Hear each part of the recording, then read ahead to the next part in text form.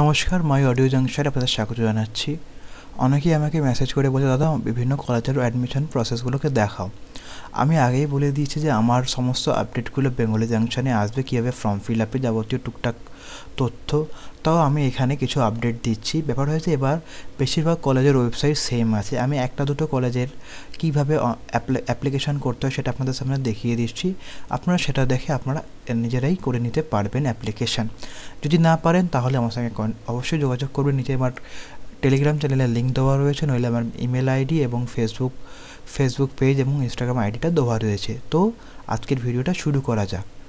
আজকে আমরা দেখব সিটি কলেজ, যেটা আমার স্ট্রিটে অবস্থিত, তার ফর্ম ফিল আপটা কীভাবে করব। এই হচ্ছে সিটি কলেজের ওয়েবসাইট। আমি এখানে গিয়ে অ্যাডমিশন ওয়েবসাইট 2000 এতে গেলাম। এই দেখুন পেজটা চলে আসলো, খুবই সিম্পল পেজ। 2-3 বছর ধরে এরকম ওয়েবসাইটই বানানো হচ্ছে এই কোম্পানির তরফ থেকে। তো আমি সিম্পলি যাব অ্যাপ্লাই নাওয়ের উপরে। অ্যাপ্লাই নাও গিয়ে ইনস্ট্রাকশন আছে, ইনস্ট্রাকশনে পড়ে নেবেন, এটাকে টিক করে কন্টিনিউ দেবেন। তাহলে একটা অপশান আসবে, দেখুন অ্যাপ্লাই নাও। নিয়ে অ্যাপ্লিকেশন যারা নতুন করবে তাদের জন্য এই অ্যাপ্লিকেশান, আর যারা নতুন করে নিয়েছে অলরেডি তাদের জন্য এখানে এক্সিস্টিং অ্যাপ্লিকেশান নাম্বার ও পাসওয়ার্ড দিয়ে লগ ইন করবেন। নিউ অ্যাপ্লিকেশনটি আপনি কী করবেন, অ্যাপ্লাই নাওয়ের উপরে ক্লিক করবেন। ক্লিক করলে দেখুন পেজ চলে আসলো। এখানে আপনি কী করবেন, এখানে আপনার নাম, আপনার যদি মাঝখানে মিডিল নেম থাকে তাহলে সেটা এখানে বসাবেন, এবং লাস্ট নাম এখানে। একবারে পুরো নামটা এক জায়গায় বসাবেন না, এখানে আপনার ফার্স্ট নেম, মিডিল নেম এবং লাস্ট নেমটা বা সারনেমটা এখানে বসিয়ে দেবেন। তারপরে আপনার জেন্ডার সিলেক্ট করে নেবেন, যেটা আছে সেটা। ক্যাটাগরি হচ্ছে আপনি এখানে দেখবেন ক্যাটাগরি জেনারেল আছে। আপনি ধরুন দেখুন একটা জিনিস অনেকে বলছে, দাদা অন্য স্টেটের সার্টিফিকেট হলে কি হবে। আপনি দেখুন এসসি যখনই করবেন বাই ডিফল্ট ওয়েস্ট বেঙ্গল আসবে, আর এনএ বলে অপশান আছে, আপনাকে ওয়েস্ট বেঙ্গলই সিলেক্ট করতে হবে, কারণ ওয়েস্ট বেঙ্গল ছাড়া অন্য জায়গার যে কোনো সার্টিফিকেট এখানে বৈধ হিসাবে গ্রহণ করা হয় না, সেটা আমি আগেই বলে দিয়েছি।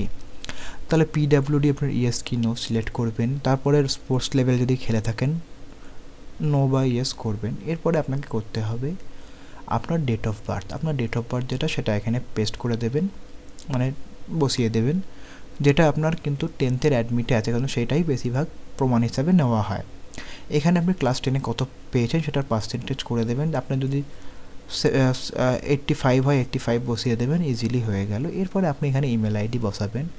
আপনি ইমেল আইডিটা কিন্তু নিজের বসাবেন, অন্য কাউর বসাবেন না। যদি আপনি কোনো সাইবার ক্যাফে করতে চান, ওনাকে বলবেন না দাদা আপনারটাই বসিয়ে দিন, না, ওনাকে বলবেন যদি লাগে আপনি ওনার কাছে যাবেন, বলুন দাদা আমাকে একটা নতুন ইমেল আইডি ক্রিয়েট করে দিন। উনি আপনাকে নতুন ইমেল আইডি ক্রিয়েট করে দিয়ে দেবে, আপনাকে ইউজার নেম আর পাসওয়ার্ডটা আপনাকে পাঠিয়ে দেবে, লিখে বা যাই হোক করে পাঠিয়ে দেবে আপনাকে। আপনি সেই দিয়ে করতে পারেন, এবং আপনার ফোন নাম্বার দেবেন যেখানে আপনি চট করে মেসেজগুলো পাবেন এবং আপনি দেখতে পারবেন। এরবার কনফার্ম করবেন আপনার ইমেল আইডি এবং আপনার মোবাইল নাম্বার। তারপরে আসছে গার্জেন নেম। এখানে গার্জেন নেম হতে পারে আপনার বাবা কিংবা মা, যেটা আপনি বসান গার্জেন নেমে সেটা আপনি বসিয়ে দেবেন এবং তার ফোন নাম্বারটা এখানে বসাবেন। তারপরে নেমে আসলে আমরা দেখব ক্লাস 12-এর ডিটেলস সম্বন্ধে। এখানে আপনি কোন সালে আপনার রেজিস্ট্রেশন হয়েছে, সাধারণত সবার 2018 সালে হয়েছে, যারা 2020 সালে পাস করেছে 2018 সালটা আপনি সিলেক্ট করবেন। করার পর রোল নাম্বারটা এখানে যে রোল নাম্বারটা বসাবেন, রেজিস্ট্রেশন নাম্বারটা এইদিকে বসিয়ে দেবেন। আপনার 12-এর রেজিস্ট্রেশন নাম্বার, এগুলো কিন্তু 10-এর না, 12-এর দেখুন 10+2 লেখাই রয়েছে। তারপরে আপনার স্কুলের নাম, যেই স্কুল থেকে আপনি পাস করেছেন 12 ক্লাস সেটা বা উচ্চ মাধ্যমিক, সেটা আপনি এখানে বসিয়ে দেবেন। তারপরে আপনার পাসিং ইয়ার অবভিয়াসলি 2020 হবে। এখানে একটা অনেকে আমাকে জিজ্ঞাসা, দাদা 2020 দেখছি 19 দেখছি, কী করে তাহলে বাকিরা।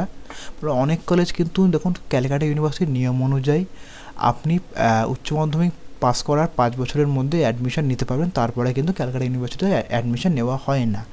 এই ক্ষেত্রে কিছু কিছু কলেজ কী করে, ওরা মিনিমাম 2 বছর কি 3 বছর নেয়। এখানে সিটি কলেজ মাত্র 2 বছর, মানে 19-20 2 বছরেরটা নেওয়া হবে, এর পরেরগুলো নেওয়া হবে না।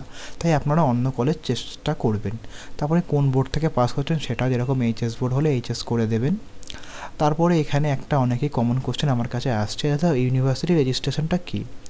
এটা হচ্ছে যারা ধরুন আগের বছর 2019-এ অ্যাডমিশন নিয়েছেন, কিংবা 2018 কি 17-তে অ্যাডমিশন নিয়েছিলেন ক্যালকাটা ইউনিভার্সিটিতে, কিন্তু কোনো কারণে তারা পড়াটা চালাতে পারেননি, ওরা পড়াটা ছেড়ে দিয়েছিল। সেক্ষেত্রে আপনার যদি রেজিস্ট্রেশন হয়, আপনি দ্বিতীয়বার করে ইউনিভার্সিটিতে রেজিস্ট্রেশন করতে পারবেন না। সেক্ষেত্রে আপনি ইয়েস করে আপনার ইউনিভার্সিটি রেজিস্ট্রেশন নাম্বার ইয়ার দিয়ে আপনি কেন করেছেন, কি করেছেন সেটার জন্য আপনি এখানে করে দেবেন। করে দেওয়ার পর আপনি এটা দেবেন, কিন্তু যেহেতু আপনার প্রথমবার করে তাই আপনাদের কিছু লাগবে না, আপনি নো করবেন। তারপর এখানে সাবজেক্টগুলো আপনার বসিয়ে দেবেন। সাবজেক্টের দুটো জিনিস মনে রাখবেন। অনেকেই আমাকে বলে দাদা ইংলিশ এ আর বির মধ্যে তফাৎ কী? আপনি যখন রেজাল্টটা দেখবেন উচ্চ মাধ্যমিকের আমাদের পশ্চিমবঙ্গ বোর্ডের, সেখানে দেখবেন আপনার ইংলিশের পর ENG B আছে, তার মানে হচ্ছে এটা ইংলিশ বি, ওটা ইংলিশ এ না, ইংলিশ বি বসাবেন। আপনাকে কিছু কিছু কলেজে শুধু ইংলিশ অপশান দেয়, সেটা এখানে কিচ্ছু না, যেখানে কিন্তু ইংলিশ এ বি অপশান দেয় আপনাকে কিন্তু ইংলিশ বি বসাতে হবে। তারপরে বেঙ্গলির ক্ষেত্রেও কিন্তু আপনি দেখবেন বেঙ্গলি এ, BNG এ আছে, তাই হলো বেঙ্গলি এ। আপনি হিন্দি হোক বা যেটাই হোক, আপনার বেঙ্গলি সাথে যদি হিন্দি মিডিয়াম থেকে পাস করেন বা ওয়েস্ট বেঙ্গল বোর্ডের হিন্দি মিডিয়াম, সেখানেও কিন্তু আপনাকে HINA মানে এটাই চুজ করতে হবে।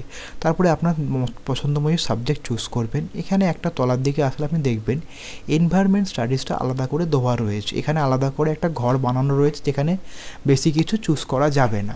কারণটা বলছি, কারণ এনভায়রনমেন্টাল স্টাডিজের নাম্বারটা কোনোভাবে কলেজের মেরিট লিস্ট তৈরি করতে যোগ করা হবে না। এটা ক্যালকাটা ইউনিভার্সিটির নতুন নিয়ম অনুযায়ী বলা হচ্ছে, যেটা 2018 সালে বেরিয়েছে। সেক্ষেত্রে আপনাকে কী করতে হবে, যদি আপনার এনভায়রনমেন্ট স্টাডিজ থাকে, আমি একবার বলছি, এনভায়রনমেন্ট স্টাডিজ যদি অপশনাল সাবজেক্ট থাকে তাহলে আপনি এখানে যেই নাম্বারটা পাবেন সেই নাম্বারটা এখানে দয়া করে বসিয়ে দেবেন। আর যদি আপনার কম্পালসারি থাকে তাহলে আপনি এখানে যাবেন, এখানে নামলে আমি দেখিয়ে দিই, দেখুন environment studies ENVS compulsory elective, মানে আমি একটু জুম করে দেখাই আপনাকে, দেখুন দেখতে পাচ্ছেন environmental studies ENVS compulsory elective. এক্ষেত্রে আপনাকে কম্পালসারি যদি হয় তাহলেই আপনি এটাকে চুজ করবেন, চুজ করে আপনি এগুলো বসাবেন। তা না হলে আপনি এটা করবেন না, আপনি ডাইরেক্ট এখানে বসিয়ে দেবেন। আর যদি কিছু অসুবিধা হয়ে থাকে তাহলে আপনাদের কিচ্ছু না, আপনারা জাস্ট কলেজ কর্তৃপক্ষকে মেল বা ফোন করবেন, ওনারা আপনার যথার্থ উত্তরটা আপনাকে দিয়ে দেবে। এটা হয়ে যাওয়ার পর আপনি একটা পাসওয়ার্ড চুজ করবেন, করে এখানে এটাকে ক্লিক করে আপনি সেভ অ্যান্ড কন্টিনিউ করবেন।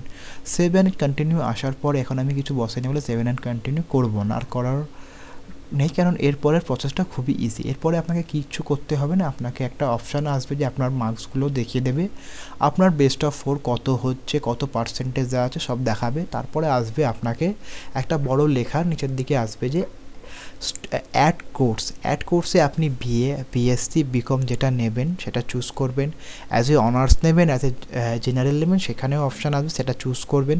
তারপরে কি সাবজেক্ট কম্বিনেশন নিতে চান সেটাকে চুজ করার পর আপনি অ্যাড সাবজেক্ট করে নেবেন। তারপরে একটা থাকবে অপশান তলার দিকে কম্পালসারি সাবজেক্ট হবে, যেটা একটা হবে বেঙ্গলি, হিন্দি, উর্দু আর বাংলা, বেঙ্গলি, ইংলিশ, হিন্দি, উর্দু।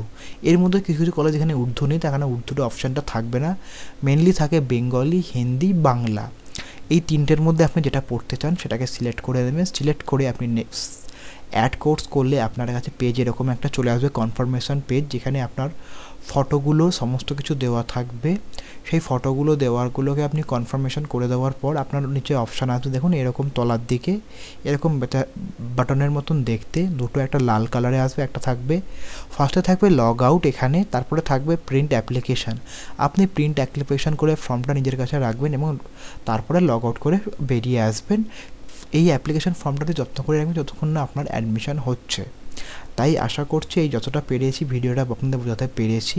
আপনারা যদি ভিডিওটা পছন্দ করে থাকেন অবশ্যই চ্যানেলটি সাবস্ক্রাইব করবেন এবং নিজের বন্ধুবান্ধবদের চ্যানেলটাকে রেকমেন্ড করবেন এবং নোটিফিকেশান বেল আইকনটা প্রেস করুন, যাতে আমি নতুন আপডেটগুলো যখন দেবো রিফান্ড পলিসির উপরে, কারণ খুব শীঘ্রই রিফান্ড পলিসি সমস্ত আপডেটগুলো আছে যেগুলো আমাদের এর মাধ্যমে প্রচারও হবে, সেক্ষেত্রে আপনাকে সেই আপডেটটা খুব সবার আগে পেয়ে যাবেন।